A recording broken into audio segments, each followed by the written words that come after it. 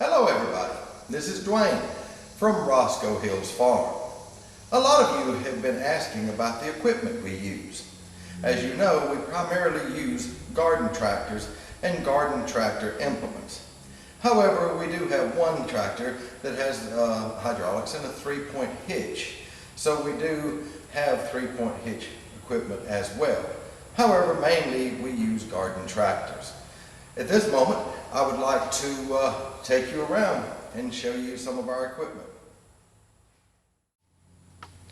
Starting with some of the 3-point hitch equipment, this is a very simple boom that I use for lifting many things. It's extremely handy. It's made by Mahindra, and it's one of the heavy-duty booms with the heavy-duty square steel rather than the round steel. Now this is one of our pride and joys. It's the Alice Chalmers 1-row model 74 planter, and we use this primarily for planting almost everything. I have various plates for this one, and as any of you know who subscribe to this channel, I am an avid Alice Chalmers fan, and I'm very happy to have this piece of equipment. This is our John Deere moldboard plow, single bottom, about 12-inch I think. We use this for basically plowing up fresh land for the fall, for the spring, and it works very well. I had another version of moldboard plow that was sleeve hitch, and I bought this, and it works very well on the 5020 Alice Chalmers that you'll see later on.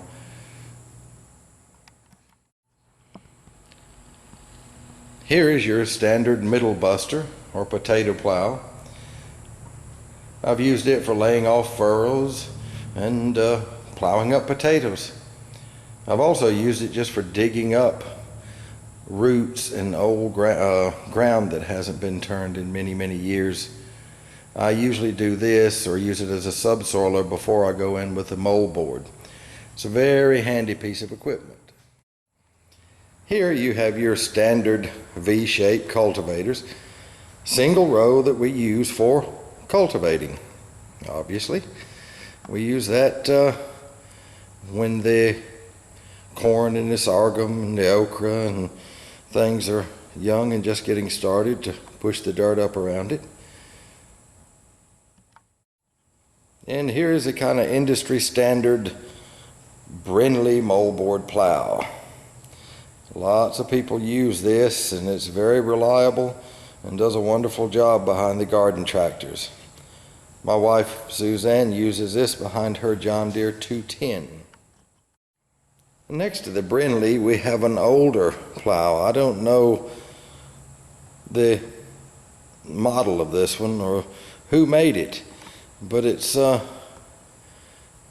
very narrow, kind of 8-inch I think, and I use it behind the garden tractors. It works really well actually to be small. It's slow, but it does a wonderful job. Now here we have the Field Tough, sort of a bush and bog type harrow. It cuts really well, levels really well. As you see, I've had to put some extra weight on the top of it, but we use this a lot of times to go behind when we use the moldboard plow to go in and disc everything down and make a really nice seed bed. Now here's some more industry standard equipment. The good old reliable Brindley disc harrows. We have 2 sets of those, and we use it to go and level down seed beds after plowing as well. But however, we use them a great deal to go up and down in between the rows after the crops have gotten high and too high for the cultivator to go over them. And we keep the rows in between cleaned out with these, usually for the remainder of the growing season. It works brilliantly behind the garden tractors. Now this is our latest purchase, which is an AgriFab fertilizer seed spreader. We had a broadcast spreader by Brindley, but it was a bit too top heavy, and being at Roscoe Hills Farms, we farm on a lot of hills, and it did tend to topple over. This one, I haven't used it yet, we just recently purchased it, but I hope it's going to do a much greater job for us. We had read a lot of nice reviews on this. Just behind it is the Brindley 48-inch roller or cultipacker. We use this quite a lot after we put the lime down in the fall and in the spring. This is an extremely well built and versatile piece of equipment. Now here is the front dozer blade for my wife's John Deere 210 garden tractor. This comes in handy for an enormous amount of different tasks, from pushing dirt to pushing around manure in the wintertime, summertime. Really nice piece of equipment and hydraulically run. Now this is something you don't see often. They don't even make it anymore, and I'm proud to have this one. This is a Brindley, made by Brindley, chisel plow sleeve hitch, and we use this for various things that you would use a chisel plow for, but I've not seen many of these, and this is extremely handy around the farm. A Brindley chisel plow, and you know, with the toolbar that it has, you can take the shanks off and put other things on it, like disc for hilling potatoes and various other tasks. Here we have the typical Brindley dethatcher. I use it more as a coil tine drag harrow. After we prepare the seed bed, I'll go across the field and drag out any kind of limbs and sod and debris it has. It does a wonderful job for that. I did modify it somewhat. It came with wheels. I took the wheels off the side, and it come with a drawbar here, and I took the drawbar off and made these two things to fit where the sleeve hitch would fit on the Alice Chalmers 716, as well as I made the lift chain there. So basically I can use the lift on the 716 Alice Chalmers and lift and lower this with extreme ease, and as I said, I use it as a coil tine drag harrow. You saw the larger cultivators we had earlier, but here are your standard Brindley V-shaped cultivators. Now I can't say too much about these. I didn't know how they were going to be when I first purchased them, but these things are built extremely well, and we use them not only for cultivating young crops, but also to go up and down in between rows, the same as we do the Brindley disc harrow, to keep everything weeded and cleaned after the crop has gotten too large to straddle. Now here we have a Brindley sprayer, or irrigator as I like to call, because basically we use this to straddle the rows or go along beside the rows and spray water and irrigate during the dry season. We also use it for putting various nutrients onto the plants, such as organic fertilizers, colloidal minerals and such. Now it did not come this way. We made this, we put this sprayer on this trailer because the trailer that it come on was very small. You couldn't straddle anything with it. But I loved the sprayer unit itself. I did have to do some modifications on it. I put some valves on it so you could toggle between front and rear spray more easily. But I bolted it onto this trailer, which is high enough up to straddle your crops, and when it gets too big, you go along beside. This is a wonderful thing. We have used this an enormous amount since we've had it for spraying nutrients, irrigating, many things. Now here we have a 7-foot long, 5-foot wide wagon, a typical wagon. It does dump, however.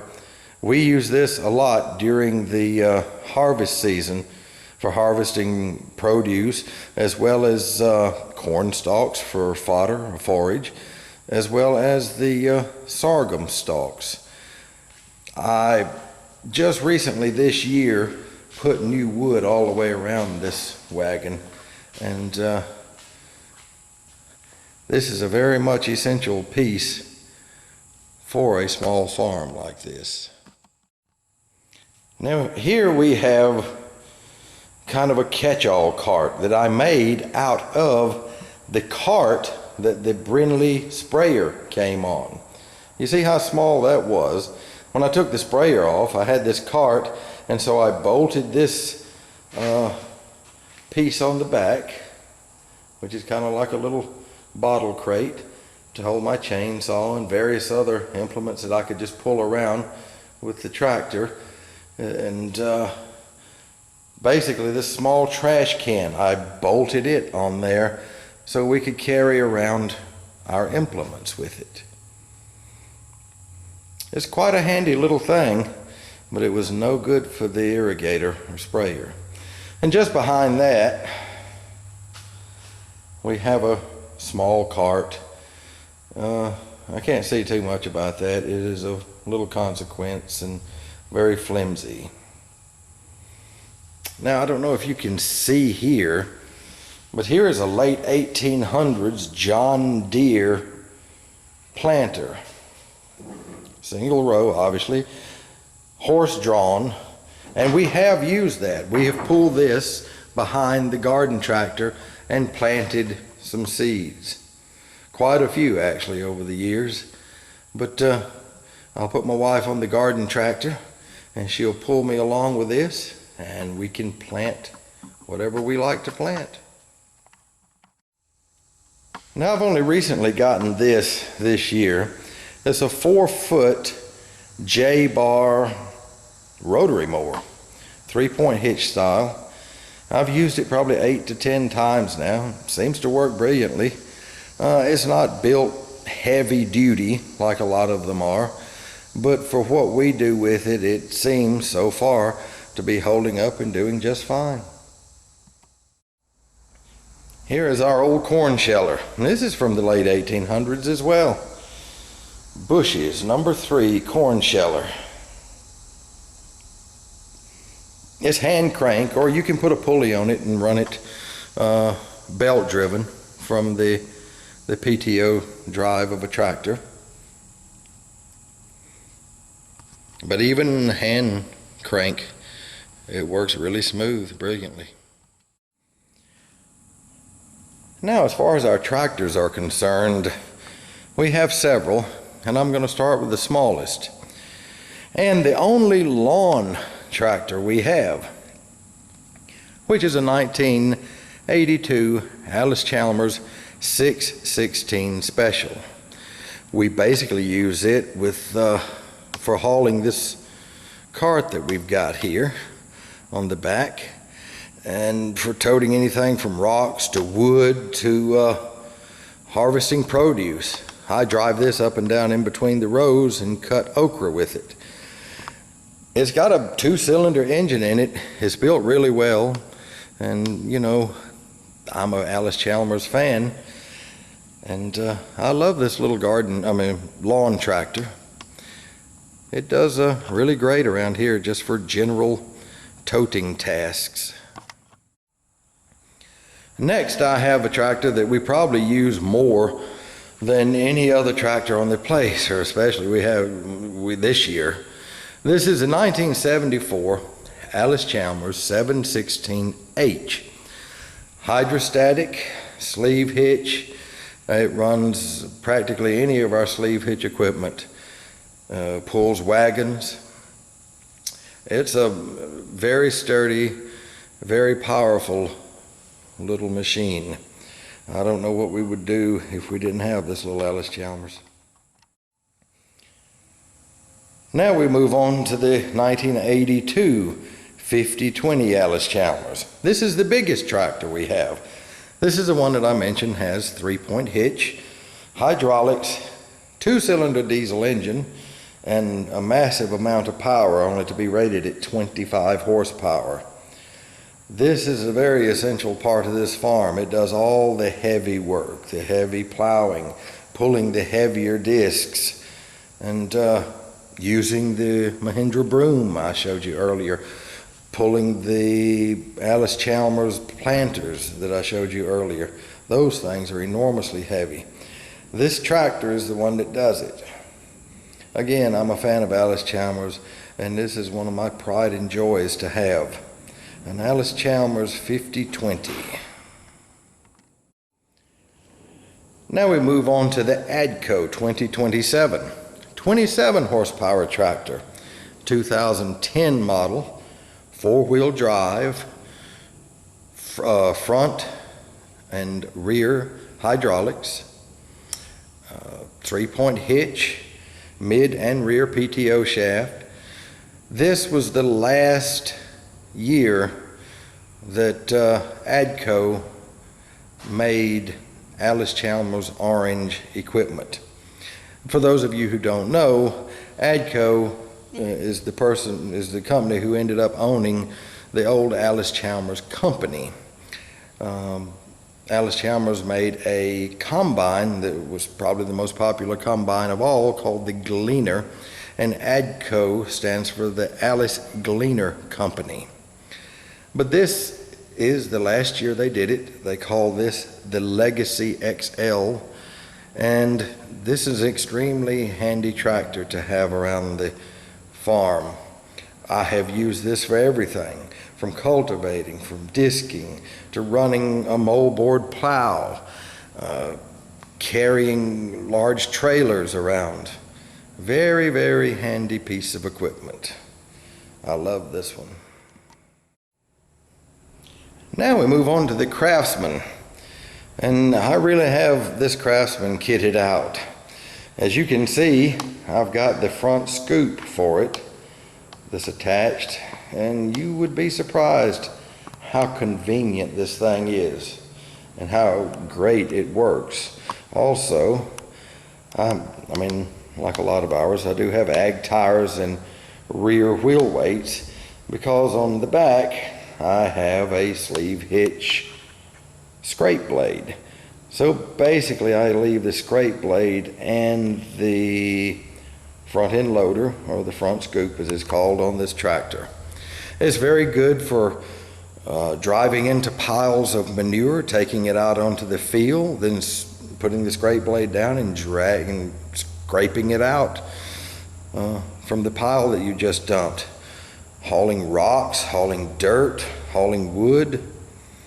This old Craftsman 1994 model, 18 horsepower GT 6000, is a wonderful little machine. Strangely enough, I get a lot of use out of this. I have run, cultivators and that small moldboard plow that you saw earlier with this, since it does have a sleeve hitch on the back.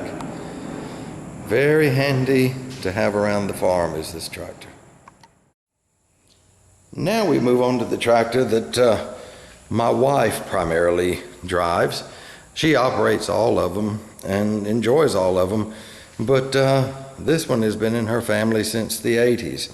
This is a 1982 John Deere 210 garden tractor. It has full hydraulic sleeve hitch on the back, hydraulic front mount sleeve hitch for the dozer blade that you saw earlier. You can see we have this outfitted with 2 weights on each wheel, on each rear wheel, along with ag tires. This is a little monster right here. This thing has got the power. It starts within 2 or 3 seconds. It runs really well. It's well balanced. She loves this tractor, and it's extremely handy, especially having hydraulics. Not all of them did. A lot of them were manual. But this John Deere 210 is a wonderful little machine. Right now, I've got someone up in Minnesota making a front weight bracket for it, and that should be done by the end of this week. So then we're going to mount probably 4 weights on the front of this. It's already got a great center of gravity, but this will help with various tasks that we do with this around the farm on a hill, the hills that we have to farm around here. This tractor gets used largely for doing the cultivating in between the rows after the crops have gotten too large to straddle with the V-shaped cultivators. And this tractor is very active most of the year. Now this is our latest purchase. It's what they call a gray market tractor. It's the Zen-Noh, made by Yanmar. It's a YM 1500, 17 horsepower tractor. As you can see, it is 4-wheel drive. It doesn't have any hydraulic remotes to it, but it does have a very powerful 3-point hitch system which lifts up to 1,400 pounds. Now we really didn't need this tractor because we had the Allis-Chalmers 5020, and being somewhat of an Allis-Chalmers fanatic, I was more than happy with that and didn't want another tractor. However, this came to us by chance and for an exceedingly good deal, because someone had mounted a front end loader on it, which this tractor is not large enough for a front end loader, and they did some damage to the hydraulic cylinders. And so basically I got this for a very low price, sold the front end loader, which paid for the repairs I needed to do on the hydraulics. I've only had this thing about a month, and we've been running around doing various jobs with it. It runs this 4-foot rotary mower brilliantly. I've stopped using this behind the 5020 and just been using it on the Zen-Noh since I've had it, because 4-wheel drive, good turning radius, it just maneuvers well with it, and I don't have to keep blowing out all the dirt, trash, and debris from the radiator on my 5020. I'll just do it to the Zen-Noh. Anyway, that's the basic rundown of our equipment, and I hope you enjoyed seeing our tractors and equipment. We really enjoy operating them and having them.